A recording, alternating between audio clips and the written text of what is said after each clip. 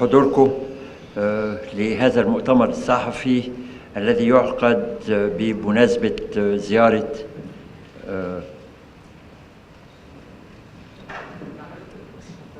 أفندم؟ حاضر. بمناسبة زيارة السيد روبرتو أزيفيدو مدير عام منظمة التجارة العالمية.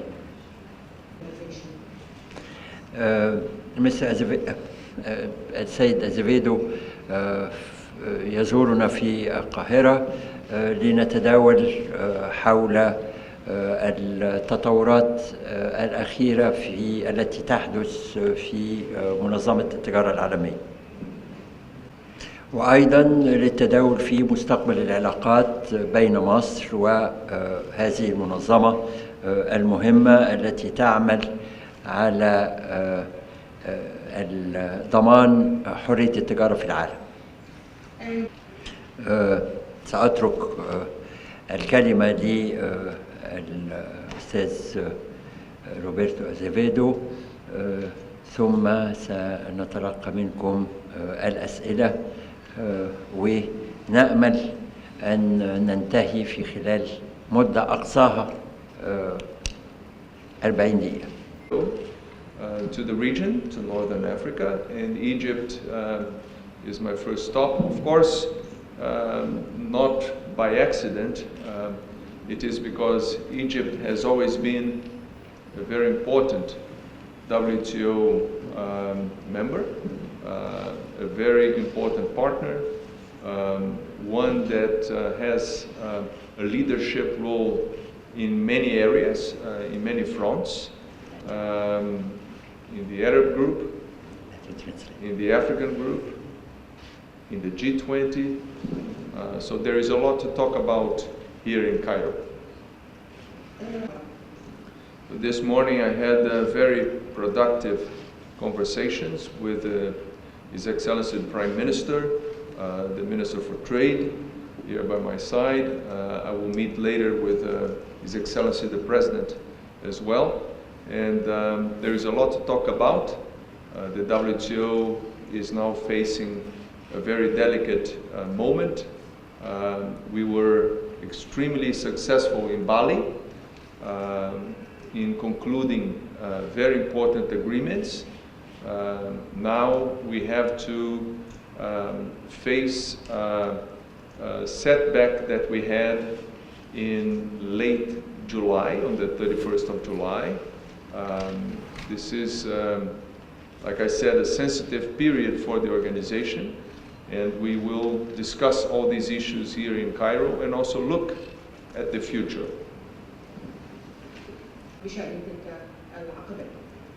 So there is a lot to talk about, like I said, but I would rather answer your questions that may be more focused maybe on the things that you want to hear. On my part, I would like to just say that there is a lot to do in the WTO. The multilateral trading system is there to support development, to support the developing countries, and support efforts like the one that Egypt is undertaking now to integrate more fully into the global trade flows and in the international community. اللقاء مع رئيس الوزراء حصل النهارده الصبح. تمام. وفي لقاء مرتقب مع رئيس الجمهورية؟ دلوقتي. تمام. احنا كنا بس عايزة اعرف الاجندة اللقاء ده وايه اهم المحاور المناقشة اللي هتدور فيها. الحاجة الثانية كنت عايزة اعرف برضه تقييم المنظمة لوضع الاقتصاد المصري بعد 30 يونيو وايه وجهة نظرهم في الاقتصاد المصري. طبعا السؤال موجه لمستر أزيفيدو مش كده؟ The question is for you, Mr. Roberto. Lady, Mrs. Amira Saleh from Masr al-Yom. She's asking about the prospective meeting with His Excellency the President, Mr. Abdel Fattah Sisi. What would be the main points that you will be discussing in the meeting? And also she would like to know what's your evaluation for the Egyptian economy after the 30th of June revolution? I hope that the conversation will touch on some very important issues like the future of the relationship between Egypt and the organization. and also the future of the organization itself. We are trying now to implement the agreements that were negotiated in Bali last year, and there are challenges in that exercise, as many of you know. So my idea is to brief the President on what is happening. This is something that I already did this morning with the Minister and the Prime Minister. I will continue that conversation with the President, and I will also look forward,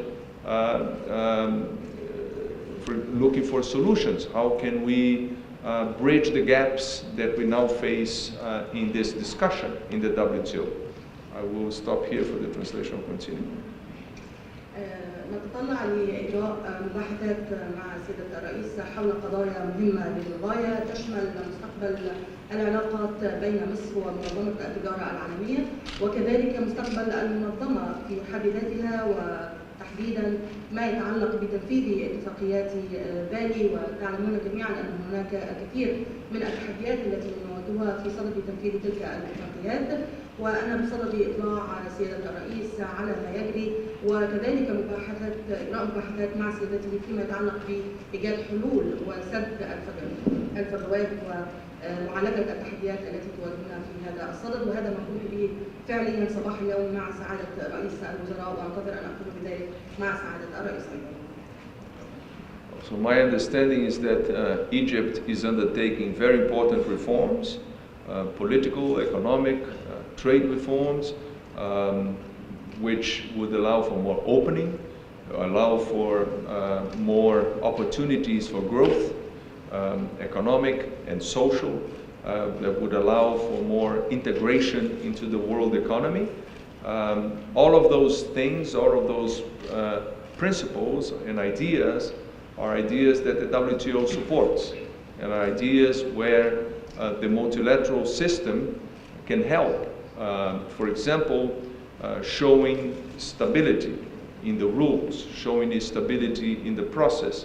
And that is precisely what the business community worldwide is looking for. And I think that this is what I hope the conversation will also approach when I meet the President. الحقيقة الهدف من هذه الدعوة كان التحاور حول الحلول الممكنة لخروج منظمة التجارة العالمية من أزمتها. ومصر لها مواقف سابقة خصوصا في بالي لإيجاد أو لطرح الحلول الوسطى للخروج بنتائج إيجابية. فتأتي هذه المبادرة في إطار هذه الوساطة السابقة، وأعتقد أننا تقدمنا باقتراح أو على الأقل نصيحة لمدير عام المنظمة بضرورة الاستمرار في الاستماع إلى آراء الأطراف المختلفة، الاستمرار في التفاوض والبعد عن وضع حد تاريخي أقصى للوصول إلى حلول. نحن على اتصال، نحن مصر على اتصال بأطراف عديدة من أعضاء منظمة التجارة العالمية. كما قال لنا اتصالات بالدول العربية كلها، لنا اتصالات بالدول الافريقية.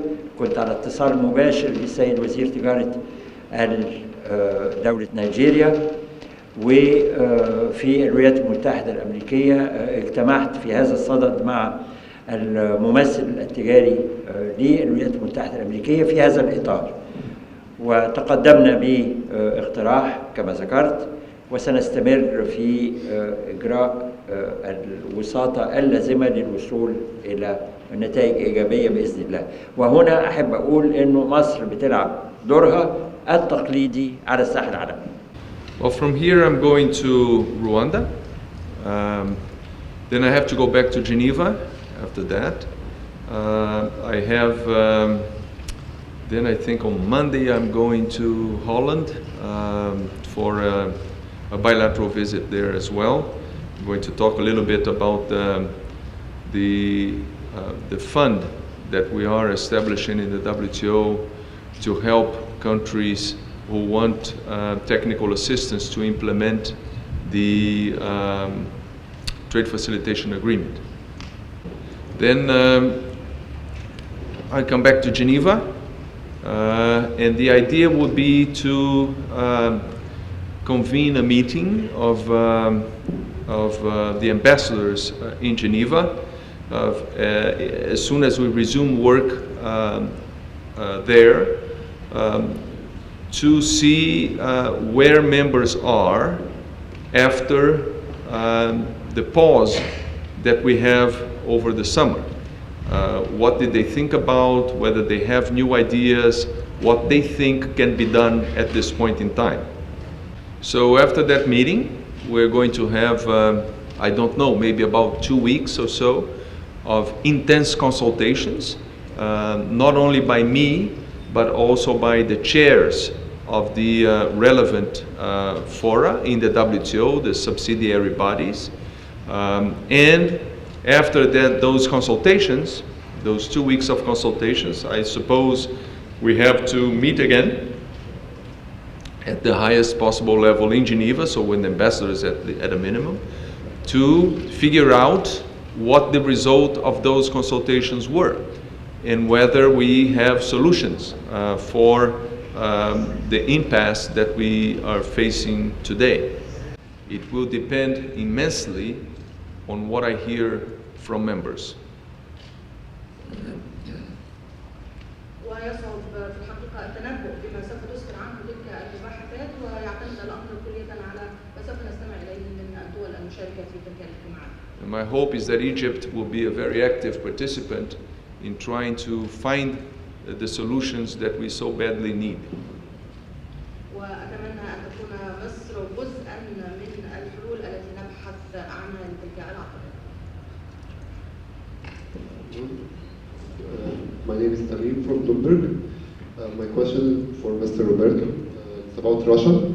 We have seen that the U.S. trade representatives are meeting to discuss what they say is Russia's inadherence to WTO regulations, and we have also heard that the EU, some EU representatives are filing a complaint against Russia. Can you clarify? And we have also seen that Mr. Lavrov, the Russian foreign minister, say that they do not want to leave the World Trade Organization. So can you please clarify the situation with Russia's membership in the World Trade Organization? السيد من وكالة بلومبرج وسؤاله حول موقف منظمة التجارة العالمية من روسيا، حيث أن ثمة حديث في الولايات المتحدة عن عدم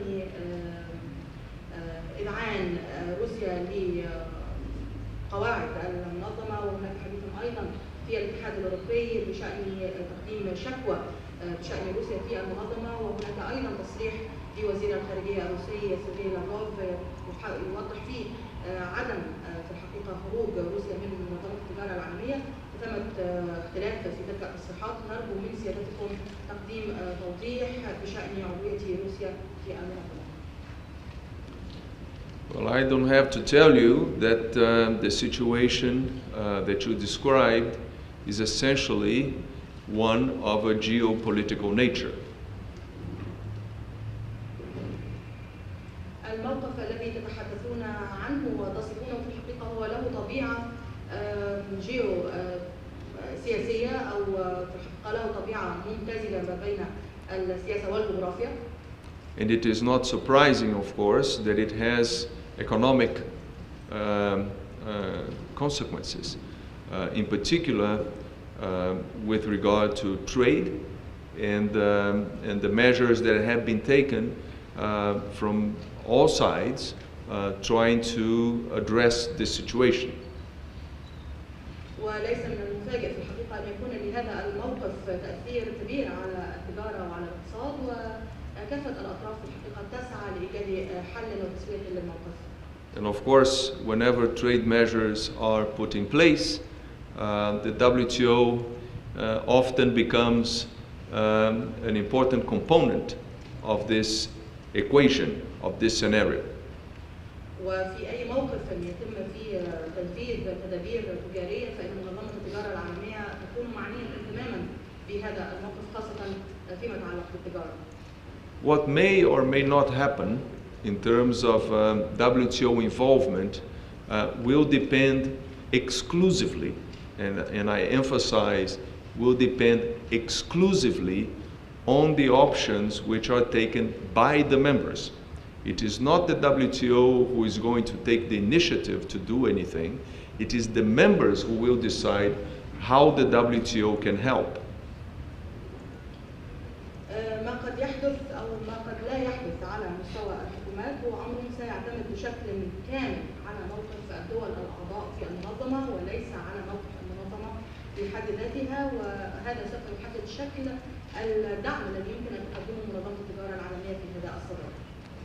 If a member decides that it wants to make recourse to the dispute settlement system, it is perfectly entitled to do so.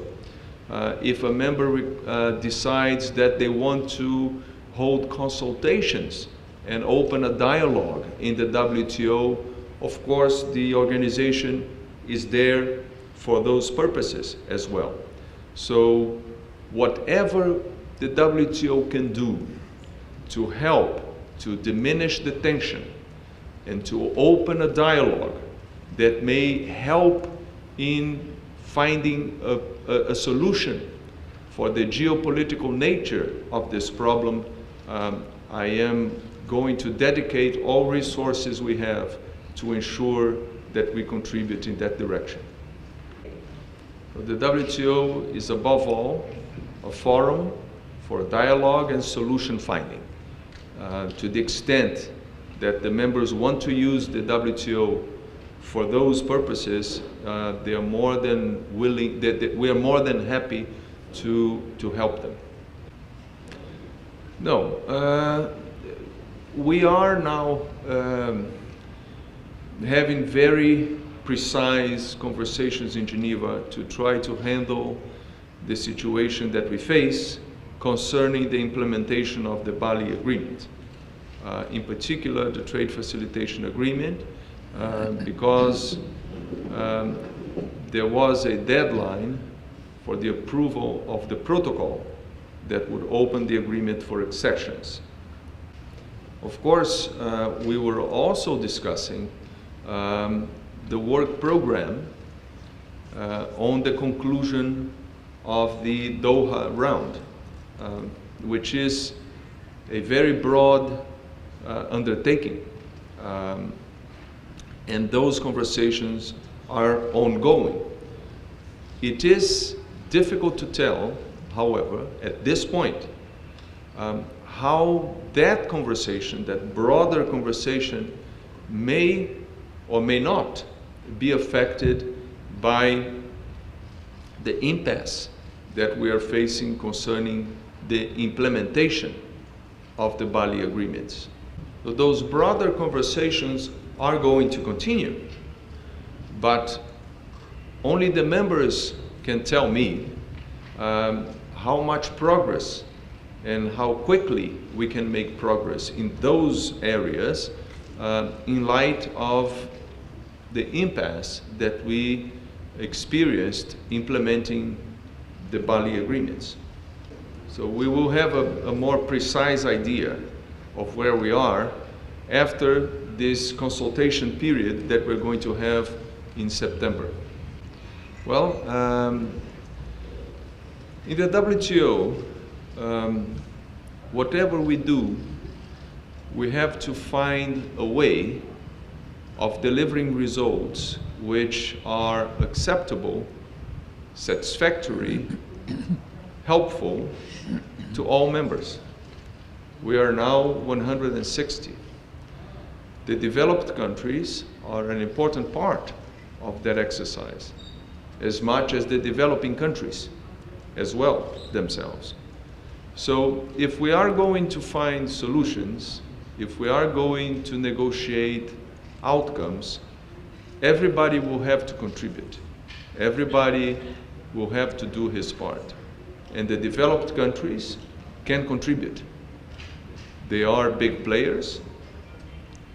They are big participants in trade, and they will have to listen to the aspirations of developing countries and see how they can contribute to the results. أولاً أحب أقول إنه الإصلاح الجمركي الذي حدث بعد اتفاقية هونغ كونغ أدى إلى تقليص حجم الميزان، العجز في الميزان التجاري، وبالتالي لم يكن له أثراً سلبياً على التجارة الخارجية، بل على العكس من ذلك نرى ارتقاء كبير في مستوى الصناعة والمنتجات المصرية نتيجة للمنافسة. قد يكون هناك بعض التشوهات في النظام الجمركي الحالي، ونحن ننظر إلى هذه التشوهات ونتلقى الشكاوى ونعمل على تصحيحها. أما فيما يخص صناعة السيارات ففي إطار اتفاقية الشراكة مع الاتحاد الأوروبي سنة 2019 المفروض أن تدخل السيارات بدون جمارك. أمامنا 5 سنوات. نحن نعمل حاليا على وضع سياسة صناعية لمنح حوافز كافية للنهوض بصناعة السيارات المصرية كي تتمكن من مواجهة هذه المنافسة الناتجة عن إلغاء الضرائب أو التعريفة الجمركية على السيارات الأوروبية. Well, it is a very ambitious enterprise, no doubt about it, and I am absolutely sure that when fully implemented, it will help the region, Egypt itself, and all those who will make use of the canal by reducing costs, by integrating even further the production chains. So it is going to be a very important project. I have no doubts about that. As in every big project, there are big challenges, and those big challenges involve financing, involve investments, involve partnerships, involve policy decisions, and all of those, I'm sure, are being examined carefully by the Egyptian government. I wish I had the answers for all of those. I don't, but I'm sure there will be partners. I heard, for example, that the World Bank is going to be a partner in this project. I'm sure that there will be other partners. But I don't have the full equation before me. طب بالنسبة للسؤال الأولاني، أنت تعرفي إنه نتيجة لزيارة السيد الرئيس إلى روسيا وافقت روسيا، وفي الواقع وافقت باسم الاتحاد الاقتصادي الأورو آسيوي اللي بيضم روسيا وكازاخستان وروسيا البيضاء وقد يضم جمهوريات أخرى، وافقوا على بدء التفاوض مع مصر على اتفاقية تجارة حرة. هذه الاتفاقية في تقديرنا ستفتح أمام مصر آفاق كبيرة وواسعة للتصدير. أما بالنسبة للزيارة القادمة، طبعا لدي مقابلات عديدة مع المسؤولين بما فيهم وزير التجارة الروسي، وما في شك أنه الأحاديث ستتطرق أردنا أم أبينا إلى مشكلات التي تواجه WTO وكيفية الخروج من الأزمة الحالية. If I understood correctly, it's about the question is about the signing of agreements in the WTO and outside the WTO. Is that what you? I will repeat the question once yes, more. Please. The lady was asking you, sir, that are you in need, and WTO to conclude new agreements in order to foster economic justice worldwide, or should you only activate the already existing agreements? No, to achieve the same purpose. Yes, no, the environment for business in the world has changed considerably since the 80s. And when the WTO agreements were negotiated, in the Uruguay round, the internet did not even exist yet.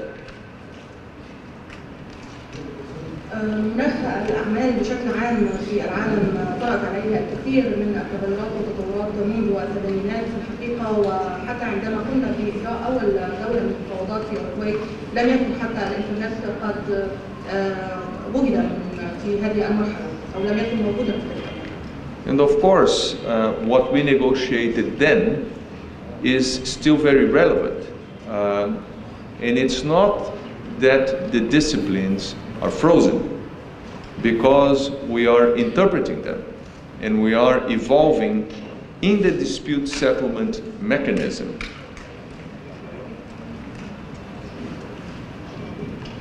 بزالت المفاوضات والمباحثات في الحقيقة مستمرة، ونحن نقوم بإدخال الكثير من التعديلات والتغييرات عليها، وكذلك أيضا على آليات تسوية المنازعات التي تتبناها المنظمة. So every time that you have, for example, a dispute between two members, and that the appellate body interprets the disciplines, the rules, the legal system evolves progressively.